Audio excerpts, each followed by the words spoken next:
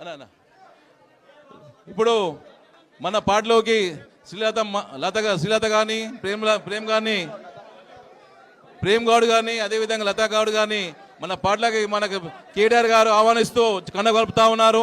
అందరు కూడా సప్పలతో అందరూ జై తెలంగాణ, జై తెలంగాణ,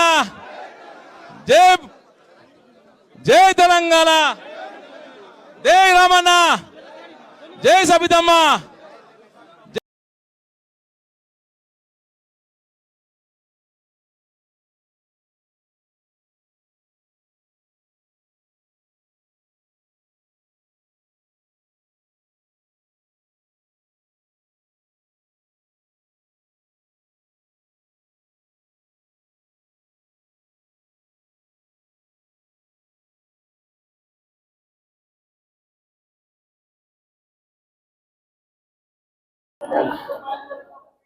అందరికీ నమస్కారం. ఈరోజు జనవరి 11వ తారీఖు కూటమి ప్రభుత్వం గౌరవనీయులు మన ఆంధ్రప్రదేశ్ ముఖ్యమంత్రి నారా చంద్రబాబు నాయుడు వడ్డీ ఓపన్న జయంతిని జరపడానికి జీవో జారీ చేసినందుకు ప్రత్యేకంగా మరి కూటమి ప్రభుత్వానికి నారా చంద్రబాబు నాయుడికి ముఖ్యమంత్రి గారికి మరియు ఉప ముఖ్యమంత్రి పవన్ కళ్యాణ్ గారు, కాబోయే నాయకుడు, యువగలం వ్యవస్థాపకుడు ఐటీ శాఖ మంత్రి నారా లోకేష్ బాబు గారికి, ఈ జీవోకు కీలక పాత్ర పోషించిన గౌరవనీయులు శ్రీమతి బీసీ ముద్దుబిడ్డ సవితమ్మ గారికి ప్రత్యేకంగా మా వడ్డెర జాతి తరఫున ధన్యవాదాలు తెలియజేస్తాం. వీళ్ళందరికీ ఈరోజు భారీ ఎత్తున వడ్డర్లకు ఒక పిలిపిస్తానే రాష్ట్ర ప్రభుత్వం ఆధ్వర్యంలో అనంతపురం ఉమ్మడి జిల్లాలో ఈ వడ్డీ ఓపన్న జయంతిని జరుపుతున్నామంటే స్వతంత్రం కోసం పోరాడిన వ్యక్తి మన వడ్డీ ఓపన్న వడ్డెర ముద్దుబిడ్డ అని ఒక పిలిపిస్తే ఇక్కడ 63 మండలాల నుంచి స్వచ్ఛంగా రాష్ట్రవ్యాప్తంగా కన్నుల పండుగ పెద్ద పండుగ జరుగుతుందంటే కారణము మా మాన్యశ్రీ ముఖ్యమంత్రి నారా చంద్రబాబు నాయుడు గారికి ప్రత్యేకమైన ధన్యవాదాలు తెలియజేస్తున్నాం. వెనుకబడిన వర్గాల్లో మా ఒడ్డెర కులాన్ని గుర్తించి ఈరోజు అధికారికంగా ఈ పండుగను జరపాలని చెప్పేసి పెద్దల దగ్గరికి తీసుకెళ్లిన మా బీసీ మంత్రివారులైన సౌతమ్మక్క గారికి వారికి కూడా ప్రత్యేకమైన ధన్యవాదాలు తెలియజేసుకుంటున్నాం. ముఖ్యంగా భవిష్యత్తులో కూడా మాకు కూడా మంచి రాజకీయ ప్రాధాన్యత గుర్తించాలని చెప్పేసి పార్టీ అధిష్టానం తీసుకెళ్లాలని చెప్పేసి శాసనసభ్యులకైతేనేమి, మంత్రులకైతేనేమి, పార్లమెంట్ సభ్యులకైతేనేమి, జిల్లా అధ్యక్షులకైతేనేమి తెలియజేసుకుంటున్నాం. మేము ఇప్పటి వరకు రాజకీయంగా వెనుకబడిన మాకు ఆ గుర్తింపు ఇస్తే తెలుగుదేశం పార్టీని ఇవ్వగలదని చెప్పేసి మాకంతా నమ్మకం ఉంది. తెలుగుదేశం పార్టీ పైన భరోసా ఉంది. భవిష్యత్తులో కూడా మేము కూడా 90% తెలుగుదేశం పార్టీకే ఉన్నాం. భవిష్యత్తులో కూడా తెలుగుదేశం పార్టీనే మాకు గుర్తిస్తున్న నమ్మకంగా మేము నమ్మకం ఉన్నాం. ఆ పార్టీ మమ్మల్ని గుర్తిస్తుందని చెప్పేసి వారికి కూడా మేము అధిష్టానానికి తెలియజేస్తున్నాం.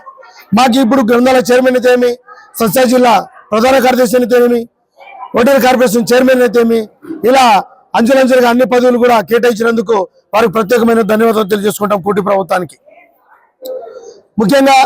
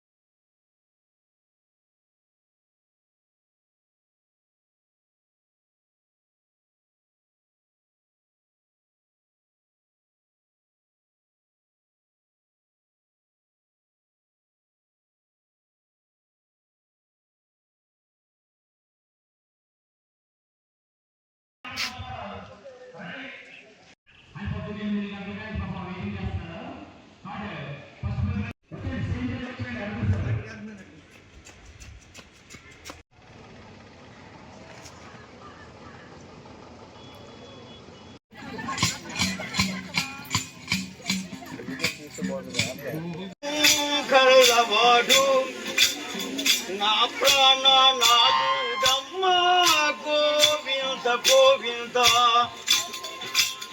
గోవింద పోతే శనివారం ఉపాసముండి వాళ్ళ దండ దొరకే గోవింద గోవింద గోవింద గోవింద.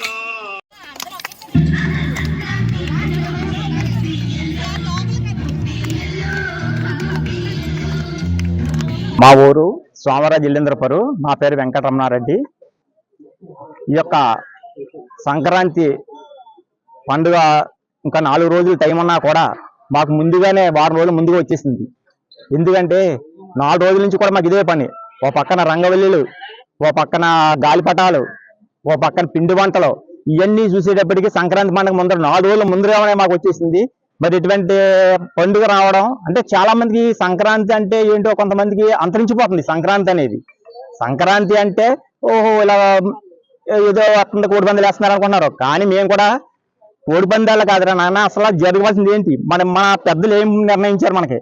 పొద్దుటే లేవడం, భోగి రోజుని మనం మంటలు వేయడం, తర్వాత గంగిరెద్దు వస్తారు, వాళ్ళకి నివాళులు ఇవ్వడం, హరిదాసులు వస్తారు, హరికీర్తనలు చేస్తారు. ఇవన్నీ కూడా మన సంప్రదాయమైనటువంటి ఎన్నో కార్యక్రమాలు ఉన్నాయి. అవన్నీ కూడా ఒకసారి జ్ఞాపకం చేసుకుని మన పిల్లలకు మనం తెలియపరచాలనే ఉద్దేశంతో. నా పేరు వెంకటనారాయణ రెడ్డి, వాసు అంటారు. మాది సోమరాజేంద్రపురం గ్రామం. ఈరోజు గ్రామస్తుల్లో ఉన్నటువంటి ఎస్ఎల్నపురంలో ఉన్నటువంటి రెడ్డి సోదరిమణులందరూ కూడా అన్ని కుటుంబ సభ్యులందరూ కలిపి ఒక ఏకతాటిపై సంక్రాంతి సంబరాలు జరుపుకోవడం జరుగుతూ ఉంది. ఇలాంటి సంబరాలు ప్రతి సంవత్సరం జరుపుకోవాలనే ఆలోచనతో ఈ సంవత్సరం దీన్ని బీజం పడింది. ఈ యొక్క సంబరాల్లో ఇటు గంగిరెడ్లు, ఇటు ట్రెడిషనల్గా ఏదైతే భోగి మంటలు, గంగిరెడ్లు, గోబ్రమ్మలు, భోగిపళ్ళు, పిల్లలకి భోగిపళ్ళు ఇలాంటి, అలాగే హరిదాస్ కీర్తనలతో ఈ యొక్క కార్యక్రమాన్ని అందరూ కూడా ఆడబడుచు అందరూ కూడా ముందుకు తీసుకెళ్తా ఉన్నారు. ఈ యొక్క కార్యక్రమం సందర్భంగా మొత్తం అందరికీ కూడా, మా ఊరి ప్రజలకే కాదు అందరికీ కూడా, రాష్ట్రంలో ఉన్న అందరికీ కూడా సంక్రాంతి శుభాకాంక్షలు తెలియజేసుకుంటా ఉన్నాం. ఎందుకంటే ఇలాంటి కార్యక్రమాలు ప్రతి గ్రామంలోనూ ప్రతి ఒక్కరు కూడా జరుపుకోవాలని మేము ఆకాంక్షిస్తా ఉన్నాం. ఎందుకంటే ట్రెడిషన్ అంతకంతకు అంతరించిపోతా ఉంది. ఎవరికాళ్ళు జీవన విధానం మీద బిజీ అయిపోయి ఇతర దేశాలు కానీ ఇతర రాష్ట్రాలు కానీ సెటిల్ అవడం వల్ల గ్రామాల్లో ఉన్నటువంటి సంస్కృతి సాంప్రదాయాల్ని ఎంతకంతకి పిల్లలకి అడాప్ట్ అవ్వటం లేదు, తెలియట్లేదు. పిల్లలకి ఎంతసేపు పిల్లలు ఈ యొక్క అడ్వాన్స్డ్ టెక్నాలజీకి, సెల్ ఫోన్కి అడిక్ట్ అయిపోయి సెల్ ఫోన్లో ఉండిపోయారు తప్పితే అసలు సంస్కృతి ఏంటి, మన గ్రామాల్లో కల్లాపు అంటే ఏంటి, ఈ పొద్దున్నే లేసి గొబ్బెమ్మలు ఏంటి,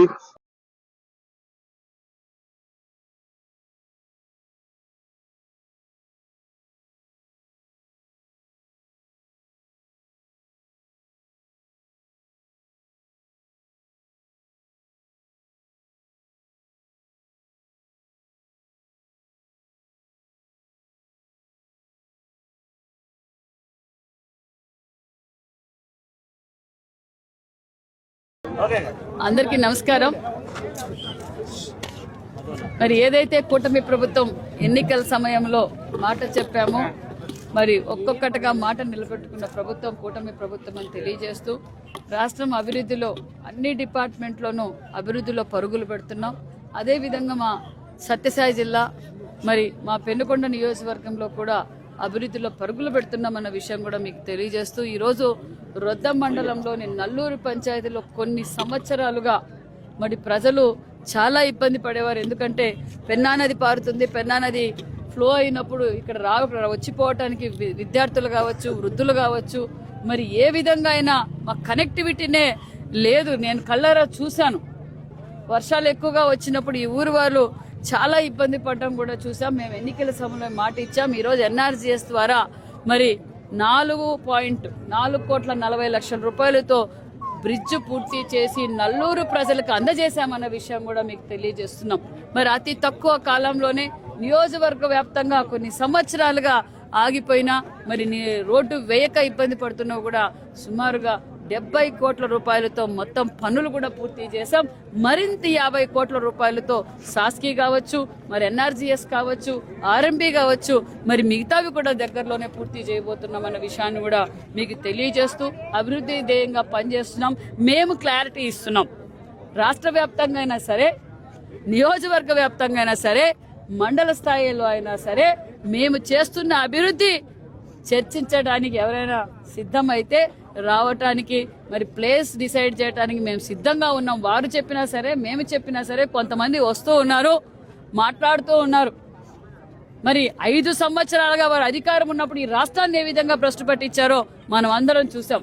అతి తక్కువ కాలంలోనే మరి జేఎస్ మరి అమృత్ 2 కింద కావచ్చు, ఎన్ఆర్జీఎస్ కావచ్చు, ఆర్ఎంబీ కావచ్చు, సంక్షేమ పథకాలు కావచ్చు, దగ్గరలోనే హౌసింగ్ కూడా ఇవ్వబోతున్నాం. మరి కొత్త పెన్షన్లు ఇవ్వబోతున్నాం. మాట చెప్పిన ప్రకారం సూపర్ 6 పథకాలు అమలుపరిచామన్న విషయం కూడా మీకు అందరికీ తెలియజేస్తూ నిజంగానే మరి నల్లూరు ప్రజలు చాలా హ్యాపీగా ఉన్నారు, ఘన స్వాగతం పలికారన్న విషయం కూడా ముఖ్యంగా మరి చంద్రబాబు నాయుడు గారికి, డిప్యూటీ సీఎం గారికి కూడా మా నియోజకవర్గం తరఫున ప్రత్యేకమైన ధన్యవాదాలు కూడా తెలియజేస్తున్నాం. నిన్న తిరుమలలో